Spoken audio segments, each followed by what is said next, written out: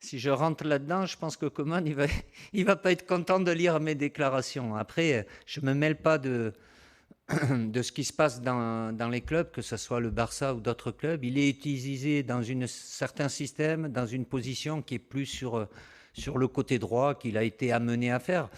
Ce que je peux dire, et c'est pas à l'encontre de ce que peut penser Coman, parce que c'est ce qu'il lui a dit à un moment, qu'il ne comprenait pas qu'il n'était pas utilisé au Barça dans une position axiale. Entre ce qu'il pensait et ce qu'il doit gérer aujourd'hui, avec des joueurs qui sont là, qui ne sont pas là, forcément, il est obligé de s'adapter aussi. Moi, je connais très bien Antoine, bien évidemment. J'ai eu à l'utiliser sur un côté. Il peut le faire parce que c'est quelqu'un de très généreux, qui a le volume de jeu, mais où il est le plus efficace et le plus influent pour son équipe, c'est quand il est au cours du jeu, qu'il a la liberté, qu'il fait de liant, il a le volume pour se retrouver par moments même au milieu de terrain. Mais voilà, il n'a pas la capacité, comme peuvent avoir d'autres joueurs sur un côté, à prendre le ballon, à éliminer, à provoquer. Voilà, il est subtil dans ses déplacements, mais il a surtout besoin de toucher énormément le ballon. Donc, moi, je fais en sorte, et il le sait, et il nous l'a bien rendu d'ailleurs, et j'espère qu'il va continuer à le faire dans une position où il se sent complètement à l'aise. Après, au Barça, il y a d'autres joueurs. L'entraîneur fait ses choix. Voilà, forcément, je vois bien, j'échange avec lui, je vais le voir tout à l'heure. Je suis convaincu qu'il n'est pas heureux de cette situation. Voilà, il fait au mieux en tenant compte des différentes conditions, des différentes situations au Barça, le système, les joueurs. Il faut s'adapter. Donc il le fait, il rechigne jamais, mais pour donner sa pleine mesure, évidemment, quand un joueur est dans sa meilleure position, c'est toujours mieux.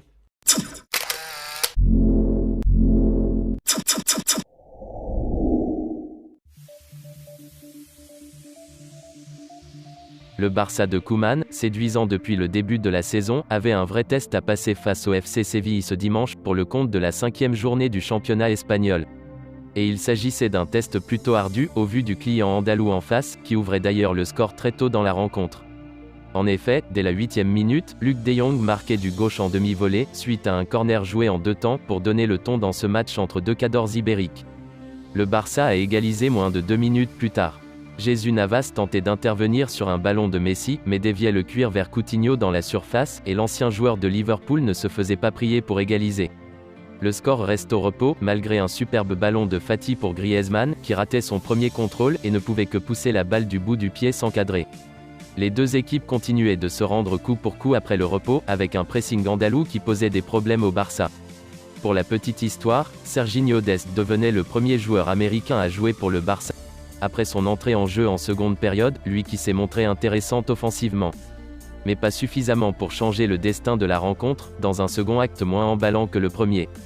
Le Barça concède donc le nul chez lui face à une belle équipe de Séville, un premier accroc pour le club catalan cette saison.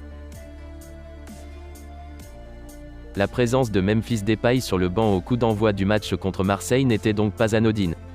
Le Néerlandais n'a pas été titularisé car il est susceptible de quitter Lyon d'ici ce soir. Cela a été révélé par Rudy Garcia à demi-mot avant le match, puis confirmé par le directeur sportif Juninho après la rencontre. Au micro de Téléfoot, le Brésilien a admis qu'il y a de fortes chances pour que l'ailier batave prenne la direction de Barcelone, le club qui le suit depuis plusieurs semaines. Il est dans sa dernière année de contrat. Il est tombé d'accord avec le Barça. Peut-être qu'il partira demain, mais il n'y a rien de sûr. Il est le plus susceptible de partir, mais s'il reste, j'espère qu'il va nous aider à gagner les matchs, a-t-il confié. Juninho n'a donné aucune indication sur le montant que Lyon pourrait percevoir en cas de vente de l'ancien mancunien. Une somme de 20 millions d'euros est évoquée comme indemnité par plusieurs sources concordantes.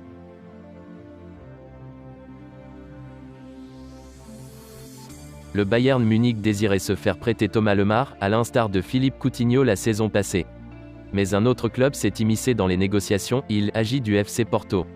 La formation lusitanienne espère aussi un prêt pour le Français, qui était arrivé en Espagne pour 70 millions d'euros, un record à l'époque chez les Colchoneros. Peu utilisé à l'Atlético de Madrid, le joueur de 24 ans pourrait donc rebondir du côté des Dragons. Alors que Griezmann a livré une prestation mitigée face au FC Séville, dimanche soir, le coach batave s'est exprimé devant les médias espagnols.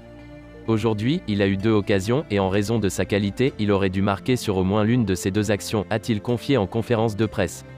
L'ancien joueur de l'Atlético Madrid tarde à justifier la confiance placée en lui, lui qui a été titularisé par le nouveau boss du Barça depuis le début de la saison.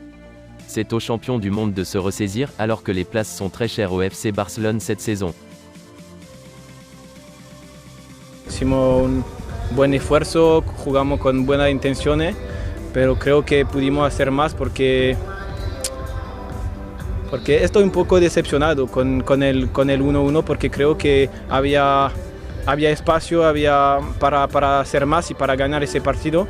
Entonces al final decimos que 1-1 es un buen resultado porque jugamos el Barça, jugamos aquí, pero realmente creo que en el partido pudimos hacer más para ganar ese partido. Sí, creo que es una clave del equipo porque todos trabajamos mucho, de nosotros en defensa, pero también los delanteros, los mediocentros trabajamos mucho porque es difícil jugar contra el Barça que tiene mucha calidad y que mantiene muy bien la pelota, pero sí hicimos un buen partido defensivamente y bueno, tenemos que seguir en ese camino. El cambio del otro día ha sido un cambio táctica. Con Ansu Fati hay más profundidad, hay más rapidez que necesitamos en un partido de jugar con uno menos. Hoy ha tenido sus momentos y de las 2 oportunidades que él ha tenido por su calidad como jugador, ha tenido que marcar un gol en esas 2 jugadas y Trincao está trabajando bien y es también dar otro aire al equipo, como con Pedri, como con Trincao, con Pjanic, que ha entrado muy bien en el equipo en el partido de hoy. Son decisiones que tenemos que tomar. Al final, cada jugador tiene que sacar el máximo rendimiento. I'm old enough to know that strange things can happen in life and in football.